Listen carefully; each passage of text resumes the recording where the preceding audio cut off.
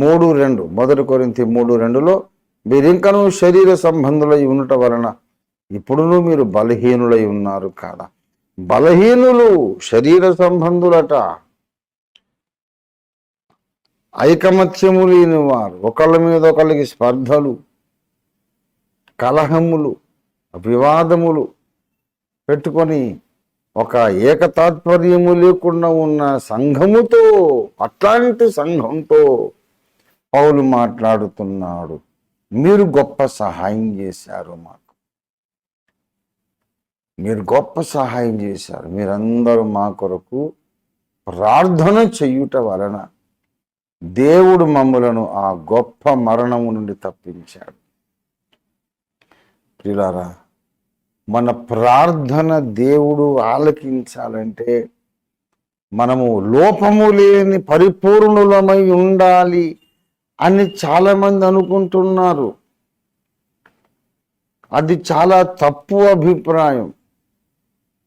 లోపము లేని పరిపూర్ణుల ప్రార్థనే దేవుడు వింటాడు అని బైబిల్లో ఎక్కడా లేదు. ఏలియా మన వంటి స్వభావము గల మనుష్యుడే.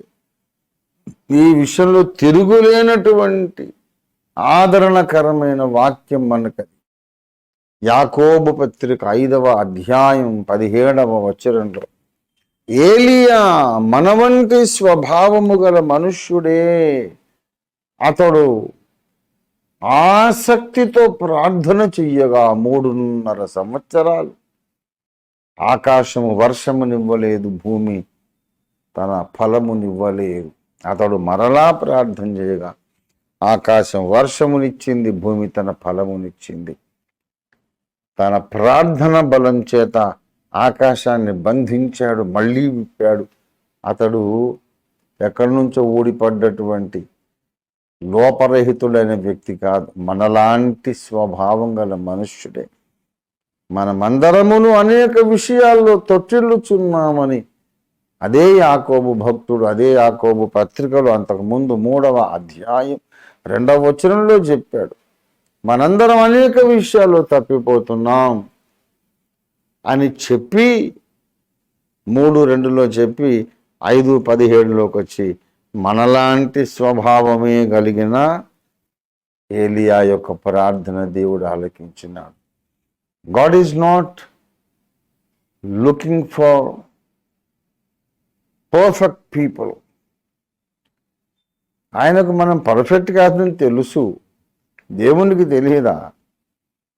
మనం ఎవ్వరము సంపూర్ణులము ఇంకా కాలేదని ఆయనకు తెలుసు కనుక పరిశుద్ధులు సంపూర్ణులు అగునట్లు ఆయన అపొస్తలులను, ప్రవక్తలను, సువార్తికులను, కాపరులైన ఉపదేశకులను వీళ్ళందరినీ ఇచ్చాడు. ఎందుకు? మనం సంపూర్ణులు కావాలి అంటే మనం కాలేదని కదా. లోపము లేని వాడు ఒకడైనా లేడు అని మనల్ని గూర్చి లేఖనం చాలా సందర్భాల్లో, చాలాసార్లు, చాలా లేఖన భాగాల్లో చెబుతూ ఉంది. గనుక కొరింథీయుల ప్రార్థన ద్వారా పౌలును దేవుడు కాపాడాడు, తప్పించాడు, గొప్ప మరణం నుండి తప్పించాడు. వీళ్ళు బలహీనులట, శరీర సంబంధులట. అట్లాంటి వాళ్ళ ప్రార్థన దేవుడు విన్నాడు. ఒక విషయం చెప్తున్నాను, మనలో లోపములు ఉన్నప్పటికీ ప్రార్థన చేసే సమయములో మన లోపాలు మనం ఒప్పుకోవాలి. మన పాపములు, మన లోపములు, మనలోని అయోగ్యతలు దేవునికి మనము తేటగా, బాహాటముగా ఏమి దాచుకోకుండా యథార్థంగా చెప్పుకోవాలి. చెప్పుకొని పశ్చాత్తాపపడాలి. పశ్చాత్తాపడిన తర్వాత తీర్మానము చెయ్యాలి. ప్రభువా, యథార్థంగా నేను తీర్మానం చేస్తున్నాను, మళ్ళీ నేను చెడు చేయకుండా ఉంటాను. నిన్ను దుఃఖపరిచే ఏ పని నేను చేయకుండా, ఏ మాట పలుకకుండా నేను జాగ్రత్త పడతానయ్యా, సహాయం చేయి అని పశ్చాత్తాపముతో నూతన తీర్మానం నువ్వు చేసుకుంటే దేవుడు నీ ప్రార్థన తప్పకుండా వింటాడు. నీ లోపల ఏదో ఒక పొరపాటు జరిగిందా లేదా అని చూసి నిన్ను డిస్క్వాలిఫై చేసి అనర్హురాలిగా త్రోసివేసే దేవుడు కాదు మన యేసయ్య. ఏం జరిగిందో ఆయనకు నీలో ఏముందో ఆయనకు తెలుసు. జరిగిన తర్వాత నీకు తెలుసు, జరక్క ముందే ఆయనకు తెలుసు. రేపు ఎల్లుండి ఇంకో సంవత్సరం అయ్యాక నువ్వేమేం చేస్తావో కూడా ఆయనకి ఇప్పుడే తెలుసు. నీవు పుట్టక ముందే నీ యొక్క దినములన్నీ ఆయన తన గ్రంథంలో రాశాడు. ఏ రోజు ఏం చేస్తావు నీ దినచర్య మొత్తం రాశాడు. గనుక నీ లోపల ఏ లోపం ఉన్నది, ఫలానా లోపం ఉంది కనుక నువ్వు అన్ఫిట్ అనే దేవుడు కాదు. ఈ లోపముల విషయములో ఈ కుమారుడికి పశ్చాత్తాపం ఉన్నది, బాధ ఉన్నది, వేదన ఉన్నది, రోదన ఉన్నది. తన తప్పును చూసి తానే బాధపడుతూ అసహించుకుంటున్నాడు, తన్ను తాను అసహించుకుంటున్నాడు. యోబులాగా వినికిడి చేత నిన్ను గూర్చిన వార్త వింటిని ప్రభువా ఇప్పుడు కన్నులారా చూచుచున్నాను గనక నన్ను నేను అసహించుకుంటున్నాను అన్నాడు యోబు. అనలేదా? అలాంటి మనస్సు నీలో ఉంటే దేవుడు అనుకుంటాడు, ఇతడు తప్పు చేసే తన స్వభావాన్ని,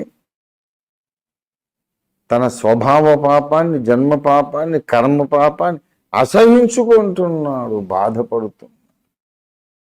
పరిశుద్ధుడై జీవించాలి అని ఆశపడుతున్నాడు. ఈ నా కుమార్తె పరిశుద్ధతలో జీవించాలని ఆశపడుతున్నది.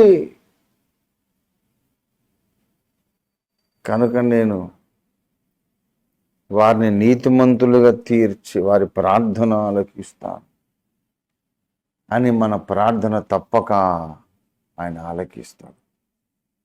మన ప్రార్థనకు ఆయన జవాబు ఇవ్వడానికి ఆయన కోరేది యథార్థత, పశ్చాత్తాపం, విరిగి నలిగిన హృదయం. మనము నిజముగా అయోగ్యులమని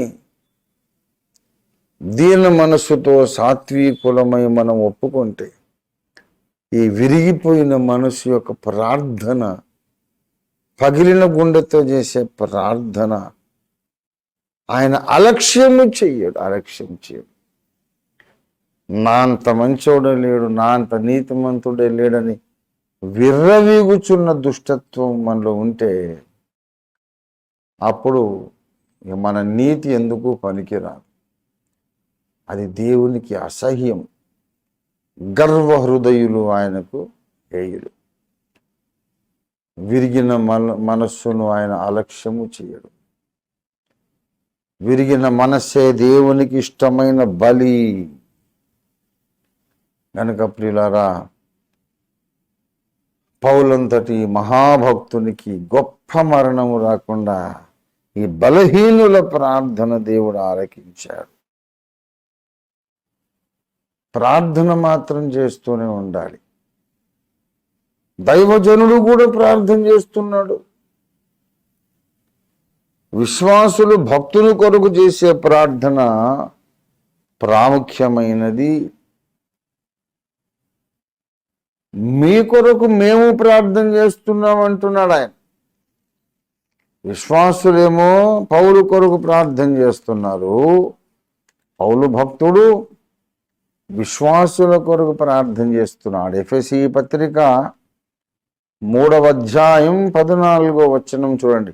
ఈ హేతువు చేత పరలోకమునందును భూమి మీదను ఉన్న ప్రతి కుటుంబము ఏ తండ్రిని బట్టి కుటుంబం అని పిలువబడుచున్నదో ఆ తండ్రి ఎదుట నేను మోకాళ్ళుని మీరు అంతరంగ పురుషుని యందు శక్తి కలిగి ఆయన ఆత్మ వల్ల బలపరచబడినట్లుగా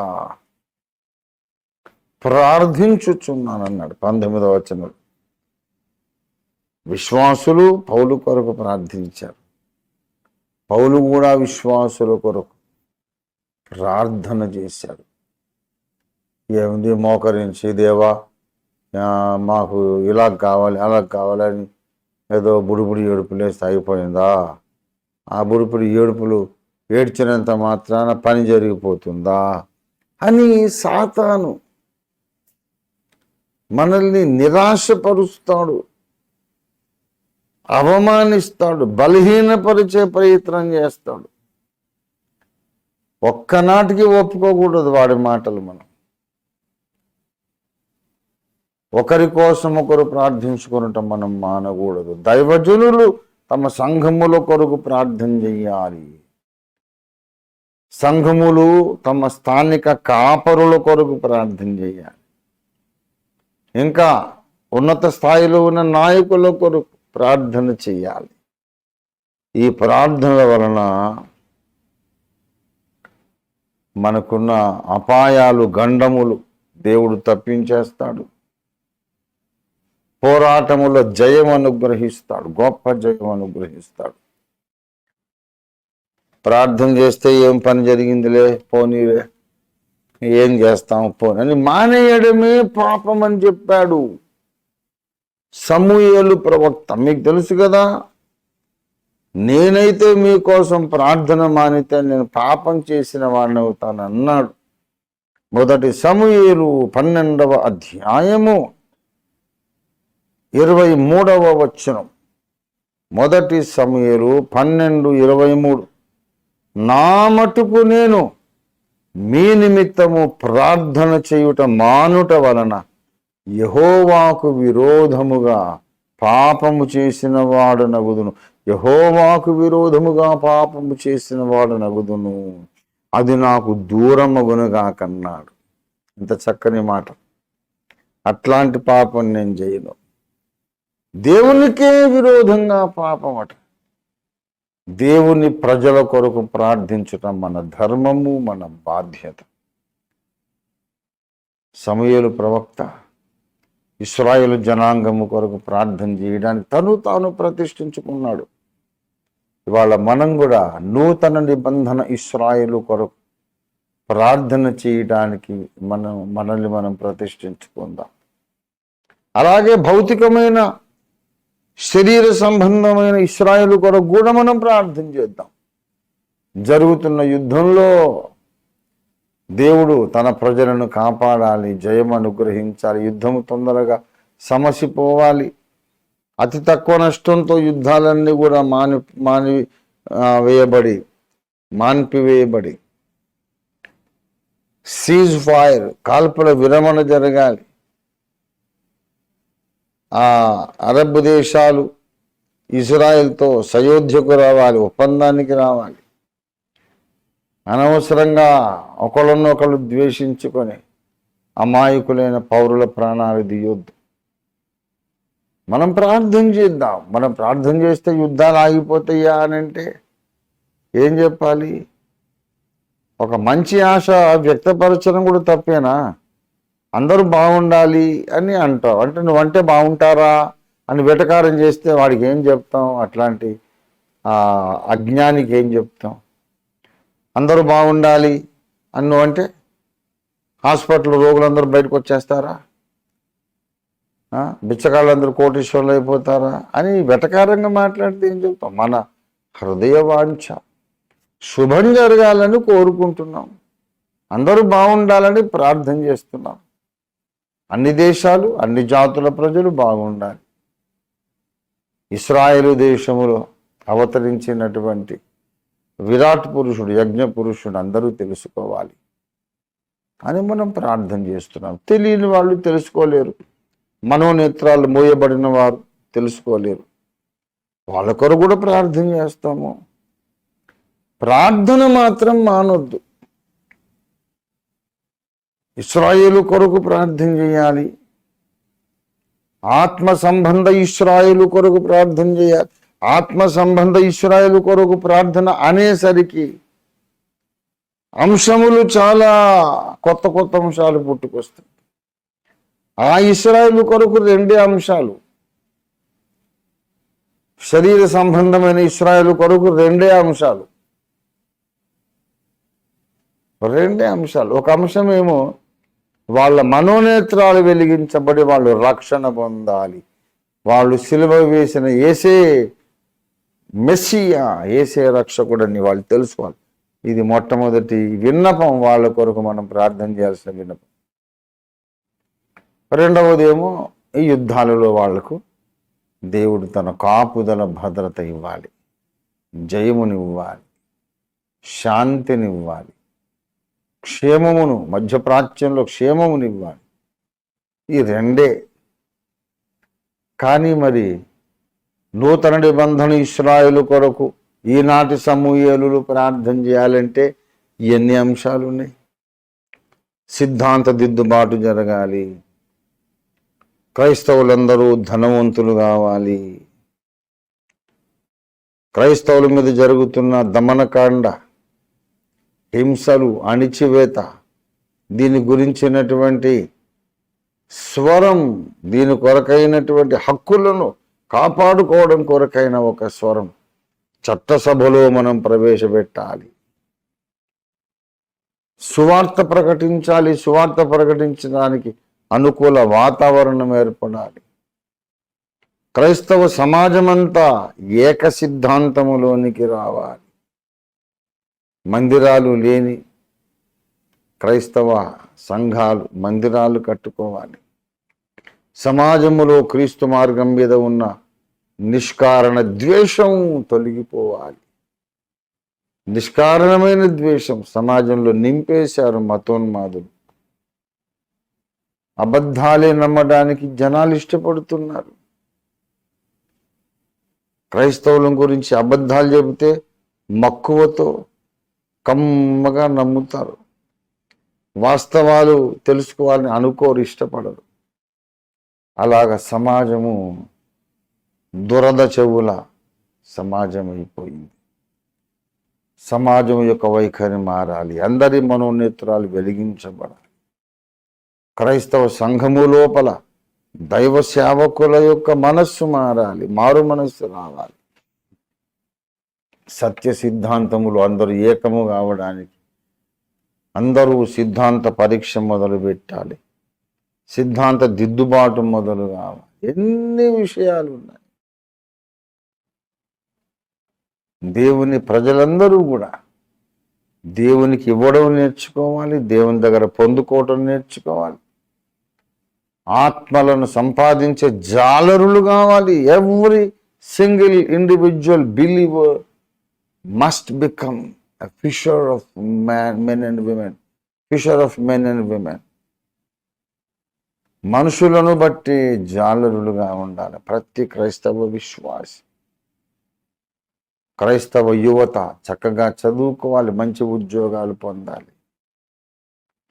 క్రైస్తవ యువతీ యువకులకు మంచి పెండ్లి సంబంధాలు రావాలి. ఎందరో చదువుకున్నటువంటి మంచి గ్రాడ్యుయేట్స్, ఈవెన్ పోస్ట్ గ్రాడ్యుయేట్స్ మరి పెళ్లి సంబంధాలు వెతుకుతుంటే సరైన యోగ్యమైన అన్ని విధాల ఈడు జోడు అయినటువంటి సంబంధాలు దొరకక ఎంత వేదన పడుతున్నారు తల్లిదండ్రులు. దేవుడే ఒక అద్భుత కార్యం చేసి సత్య సంబంధుల కుటుంబాలు, క్రైస్తవ కుటుంబములన్నిట్లో కూడా వివాహ వయసుకు వచ్చిన యువతీ యువకులకు మంచి సంబంధాలు చూపి దేవుడే సెటిల్ చేయాలి. క్రైస్తవ కుటుంబాలలో కలతలు రాకుండా, కుటుంబాలు కూలిపోకుండా కాపాడి భద్రపరచాలి. ప్రతి స్త్రీ కూడా లేఖనానుసారమైన భార్యగా, ప్రతి పురుషుడు లేఖనానుసారమైన భర్తగా, క్రీస్తును పోలిన భర్తగా, సంఘమును పోలిన భార్యగా స్త్రీ ఉండాలి అని మనం ప్రార్థన చేయాలి. శరీర సంబంధమైన ఇశ్రాయేలుకు వాళ్ళ కొరకు మనం రెండే ప్రార్థనలు చేస్తాం. కానీ ఆత్మ సంబంధ ఇశ్రాయేలు కొరకు ఎన్నో విషయాలు మనం దేవుని అడగవలసిన అవసరం ఉంది.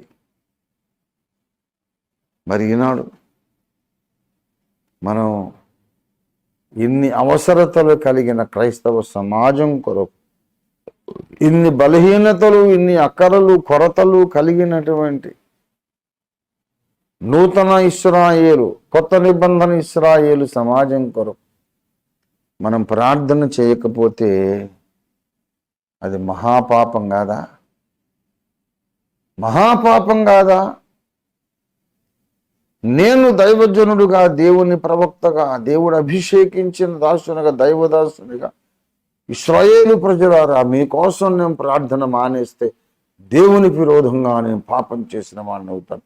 అట్లాంటి పాపం నాకు దూరం అగునుగా, నా కంఠంలో ఊపిరినంత వరకు నేను ప్రార్థన చేస్తాను అన్నాడు. అదే ప్రతిజ్ఞ మనం కూడా ఇవాళ దేవుని ఎదుట చేద్దాం. మన కంఠంలో ప్రాణం ఉన్నంత వరకు ఆ ఇశ్రాయేలు కొరకు ప్రార్థన చేయటం మానొద్దు. ప్రపంచవ్యాప్తంగా ఉన్న నూతన నిబంధన ఇశ్రాయేలు కొరకు కూడా ప్రార్థన చేయడం మనం మానొద్దు. ప్రార్థన చేయటం మానితే అది మహాపాపం అవుతుంది. ఇంకా వేరే పాపాలేం చేయనక్కర్లేదు, ఇదే మహాపాపం. ఎందుకు చేయలేదు ప్రార్థన అంటే, చేస్తే ఏం జరిగిందిలేండి, చేసినప్పుడు ఏం గొప్ప కార్యాలు జరిగినాయి, దేవుడు పట్టించుకోలేదు మా ప్రార్థన, ఎంతకని ఓపిక ఉంటుందండి ప్రార్థన చేయడానికి అని అలాంటి బలహీనమైన మాటలు మాట్లాడొద్దు.